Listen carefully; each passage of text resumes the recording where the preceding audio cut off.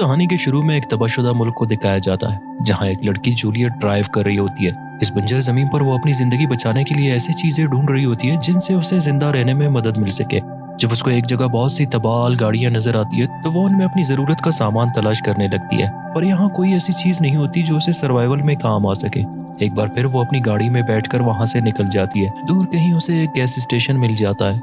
यहाँ रुककर वो एक बार फिर अपनी जरूरियात का सामान देखने लगती है, लेकिन यहाँ भी उसे कुछ नहीं मिलता और अचानक ही छत से कांपने और गरजने की आवाजें आने लगती है। जूलियट वहां से फौरन निकल जाती है और ड्राइव करते हुए अपने फ्रेंड हैरी को कॉल करती है, जहां वो हैरी को बताती है कि उसके पास फ्यूल अब बहुत ही कम बची है, इसलिए वो अब शॉर्टकट लेने जा रही है। कुछ ही दूर जाने के बाद उसे एक आरवी मिलती है, तो वो उसके पास जाकर देखती है कि वहाँ एक आदमी जख्मी हालत में पड़ा है। इस आदमी की ये हालत उन जानवरों ने किया होता है जिन्हें रैपर्स कहा जाता है, और उन जानवरों में से एक अब भी उस आरवी के अंदर होता है।